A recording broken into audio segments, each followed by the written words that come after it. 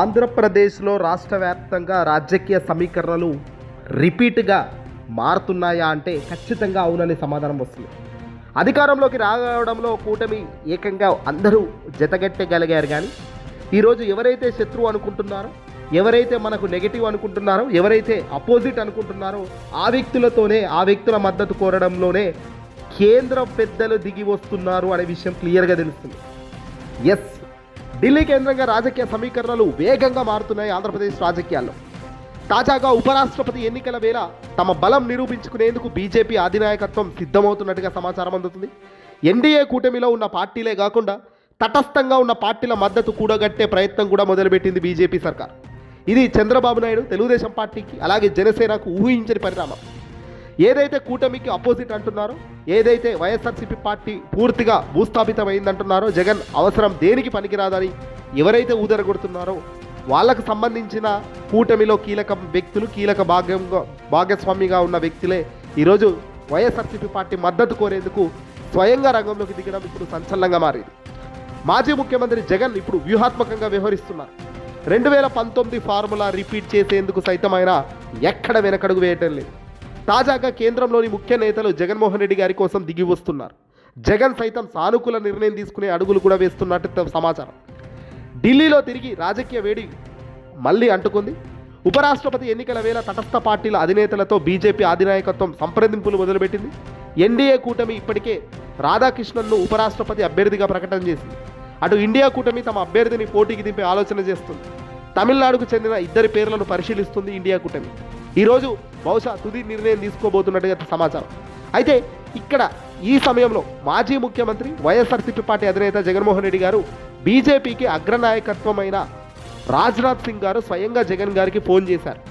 NDA అభ్యర్థిగా Maharashtra governor, తమిళనాడుకు చెందిన రాధాకృష్ణన్ను రంగంలోకి దింపుతున్నామని, కావున ఆయన్ను బలపరచాల్సిందిగా జగన్ను కోరారు. స్వయంగా ఉపరాష్ట్రపతి రేసులో రాధాకృష్ణన్ను రంగంలోకి దింపుతున్నాము, మీ మద్దతు కూడా ఈ వ్యక్తికి ఉంటే చాలా సంతోషం అంటూ మాజీ ముఖ్యమంత్రి గారికి, జగన్మోహన్ రెడ్డి గారికి ఆరాధిస్తూ వివరాలను కూడా అందజేశారు రాజ్నాథ్ సింగ్ గారు.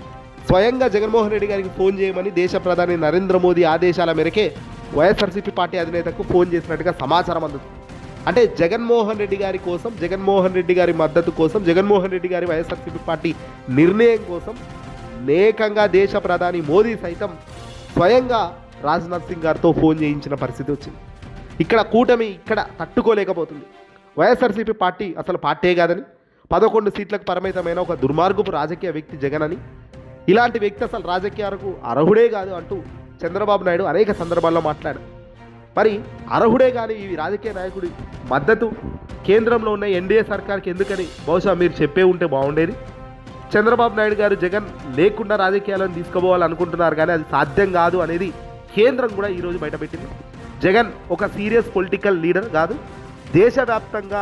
దేశవ్యాప్త నిర్ణయాలలో దేశవ్యాప్తంగా ఒక గొప్ప స్థానంలో లీడర్ అని ఎన్నుకునే సమయంలో కూడా జగన్మోహన్ రెడ్డి గారి మద్దతు కోరడం అంటే జగన్మోహన్ రెడ్డి గారి పార్టీ ఎంత బలమైన పార్టీయో దేశవ్యాప్తంగా కేంద్రంలో ఉన్న ఎన్డీఏని చెప్తుంది. ఏం లేకపోతే అవసరం లేదు కదా మరి మద్దతు, ఏం లేకపోతే ఆయనకు ఫోన్ చేయాల్సిన అవసరం ఏముంది. స్వయంగా రాజ్నాథ్ సింగ్ లాంటి పెద్ద పెద్ద వాళ్ళు, జగన్మోహన్ రెడ్డి గారు సైతం ఇక్కడ చాలా వ్యూహంగా అడుగులు వేస్తున్నారు. ఎవరో ఫోన్ చేశారు, ఎవరో మద్దతు ఇచ్చాల్సిన పరిస్థితి లేదు. ఇక్కడ కాంగ్రెస్కు జగన్ మద్దతు ఇస్తారా, లేదంటే కేంద్రంలో ఉన్న ఎన్డీఏ సర్కార్ బీజేపీ వైపు అడుగులు వేస్తారా అన్నది పక్కన పెడితే, ఉపరాష్ట్రపతి ఎన్నిక కసరత్తు ప్రారంభం వేళ జగన్ వ్యూహాత్మకంగానే అడుగులు వేస్తున్నారు.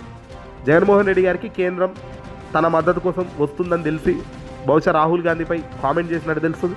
దేశవ్యాప్తంగా ఓట్ల వివాదం పైన మాట్లాడుతున్న రాహుల్ గాంధీ ఆంధ్రప్రదేశ్ రాష్ట్రం గురించి ఎందుకు మాట్లాడడం లేదని జగన్ నిలదీశారు. రాహుల్ గాంధీ, చంద్రబాబు, రేవంత్ రెడ్డి ఈ ముగ్గురు హాట్లైన్లో టచ్లో ఉన్నారు కనుక రాష్ట్రంలో ఆంధ్రప్రదేశ్ రాష్ట్రం వైపు అడుగులు వేయడం లేదు, ప్రశ్నించడం లేదు. కాంగ్రెస్ నేతలు చంద్రబాబు అంతా ఒకటే బ్యాచ్ అని కూడా జగన్ చెప్పుకొచ్చారు. కాంగ్రెస్ను నమ్మకండి, చంద్రబాబు, మోదీ, ఓ వైపున మోదీతో జతగట్టి ఉన్న ఈ కూటమి, మరోవైపు ఇండియా కూటమి కాంగ్రెస్ అధిష్టానంతో కూడా అడుగులు వేస్తున్నారు. ఇదే సమయంలో ఆంధ్రప్రదేశ్ కూటమి ప్రభుత్వం అధికారంలో ఉన్నప్పటికీ ముఖ్యమంత్రి హోదాలో చంద్రబాబు లక్ష్యంగానే జగన్ విమర్శలు చేస్తున్నారు. 2014, 2019 కాలంలో టీడీపీ ఎన్డీఏ కూటమిలో ఉన్నప్పటికీ 2018లో కూటమి నుంచి టీడీపీ బయటకు వచ్చే ముందు కీలక పరిణామాలు చోటు చేసుకున్నాయి. అయితే ఆంధ్రప్రదేశ్లో ఓట్ల వివాదం పైన మాత్రం స్పందించలేదు అని ఓవైపున కాంగ్రెస్ పార్టీని ఇరుకునబెట్టే కార్యక్రమం చేస్తూనే మరోవైపు జగన్ 2019లో ఎన్నికల్లో గెలిచిన తర్వాత ఒక్కసారిగా సీన్ మారింది. ఎన్డీఏ అధికారిక భాగస్వామి కాకపోయినా అవసరమైన అన్ని సందర్భాల్లోనూ ఎన్డీఏ ప్రభుత్వానికి జగన్ మద్దతుగా ఇచ్చారు. జగన్మోహన్ రెడ్డి గారికి కూటమికి సంబంధించిన వాళ్ళు వ్యతిరేకిస్తున్నా తాజాగా ఎన్డీఏకి మాత్రం తాను జై కొడుతూనే ఉన్నారు. 2024 ఎన్నికల్లో తిరిగి బీజేపీతో టీడీపీ జత కట్టింది. జనసేనతో కలిసి అధికారంలోకి వచ్చింది. రాష్ట్రంలో ప్రస్తుతం చోటు చేసుకుంటున్న రాజకీయ పరిణామాల వేళ జగన్ వ్యూహాత్మకంగా వ్యవహరిస్తున్నారు. వాస్తవానికి ఉపరాష్ట్రపతి ఎన్నికల్లో తమ అభ్యర్థిని గెలిపించుకోవడానికి ఎన్డీఏ పూర్తి మెజార్టీ ఉన్నప్పటికీ భవిష్యత్ సమీకరణలో భాగంగా తటస్థ పార్టీలు అన్ని ఇండియా కూటమి వైపు వెళ్లకుండా ముందస్తు ప్లాన్లో మోదీ సర్కార్ జగన్మోహన్ రెడ్డి లాంటి పార్టీను అలాగే తటస్థంగా ఎటువైపు లేని పార్టీలను ఆకర్షించుకునే కార్యక్రమం చేస్తున్నారు. ఎన్డీఏ నేతలు దీన్ని జీర్ణించుకోలేకపోతున్నారు. తటస్థంగా ఉన్న పార్టీలను కూడా తమ వైపు లాక్కుంటున్న ఎన్డీఏ సర్కార్ వైపు చంద్రబాబు గుర్రుగానే ఉన్నారు. ఓ రకంగా ఏదో మోదీ అమిత్ షా పక్కన ఉన్నప్పుడే జై కొడుతున్నారే చంద్రబాబు తప్ప ఎప్పుడు కూడా మోదీ సర్కార్గా చేస్తున్న నిర్ణయాలకు కానీ వ్యూహాలకు కానీ జై కొట్టే పరిస్థితి చంద్రబాబు చేయడం లేదు. ఇండైరెక్ట్గా చంద్రబాబు బీజేపీ వైపు అడుగులు వేస్తున్నట్టు కనిపిస్తున్నా తెర వెనుక మాత్రం కాంగ్రెస్తో జతగట్టి ఉన్నారన్నది బహిరంగ సత్యమని తాజాగా జగన్మోహన్ రెడ్డి గారు చెప్పిన వాస్తవం వెలుగులో కనబడుతుంది. జగన్ సైతం తాను ఎన్డీఏకే మద్దతు ఇస్తానని చెప్పడం ద్వారా ఏపీలో చంద్రబాబు పవన్కు పీక్స్ చేసేలా కనబడుతుంది. ప్రస్తుతం వైసీపీకి లోక్సభ 4, రాజ్యసభలో 7, మొత్తం 11 మంది సభ్యులు ఉన్నారు. ఇప్పుడు తిరిగి ఎన్డీఏకు జైకొట్టడం ద్వారా ఏపీ రాజకీయం కొత్త టర్న్ తీసుకున్నది. ఈ జగన్మోహన్ రెడ్డి గారు తెలుపుతున్న ఈ మద్దతు ద్వారా వైఎస్ఆర్సీపీ పార్టీకి ఇబ్బంది కలిగించే కార్యక్రమాలు రాబోయే రోజుల్లో కూటమి చేసే పరిస్థితి ఉన్నా పైనుంచి కేంద్రం నుంచి అడ్డుకట్ట పడే అవకాశం 100కు 100% కనబడుతుంది. అరెస్టులు చేయడం, జైలుకు పంపడం, ఏదో చేద్దాం అనుకుంటున్న రాష్ట్ర వ్యాప్తంగా ఎక్కడ ఎలా చెక్ పెట్టాలో జగన్ అలాగే చెక్ పెడుతున్నారు. కేంద్ర పెద్దల ద్వారానే చంద్రబాబుకు చెక్ పెట్టాలని జగన్ డిసైడ్ అయినట్టుగా తెలుస్తుంది. అందులో భాగంగానే వాళ్ళు తెలిపిన వివరాల ప్రకారం, రాజ్నాథ్ సింగ్ ఫోన్లో తెలిపిన వివరాల ప్రకారమే తాను ఉపరాష్ట్రపతికి బీజేపీకి మద్దతు తెలుపుతున్నట్లుగా స్పష్టంగా తెలుస్తుంది. రాబోయే రోజుల్లో ఇది బహిర్గతం కూడా అవుతుంది. వైఎస్ఆర్సీపీ పార్టీ మొదటి నుంచి 2019 నుంచి ఇదే వైఖరిలో ఉంది. ఎప్పుడు ఎక్కడ ఎలాంటి నిర్ణయాలు తీసుకోవాలి, వాటి వెనకాల ఉన్న సమీకరణలను గమనిస్తూనే జగన్ తన నిర్ణయాన్ని మద్దతును తెలుపుతున్నారు. ఇష్టం వచ్చినట్టుగా ఎవరికి పడితే వాళ్ళకు మద్దతు తెలపడం, లేకపోతే ఎవరికి పడితే వాళ్లకు వ్యతిరేకించడం ఆయన చేయడం లేదు. మొదటి నుంచి ఒక స్టాండ్లోనే జగన్ ప్రయాణిస్తున్నారు. తాజాగా ఆ స్టాండ్లోనే కేంద్రంలో ఉన్న బీజేపీకి ప్రస్తుతం జైకొట్టే పరిస్థితి కనబడుతుంది. ఉపరాష్ట్రపతి రేస్లో వైసీపీ సపోర్ట్ ఖచ్చితంగా బీజేపీకే అనేది క్లియర్గా తెలుస్తుంది. కావున బీజేపీ బలం మరింత పెరిగి ఆ బలం రేపు పొద్దున ఉపరాష్ట్రపతి ఎన్నికల్లో విజయం కూడా సాధించేందుకు అడుగులు పడతాయనేది క్లియర్గా తెలుస్తుంది.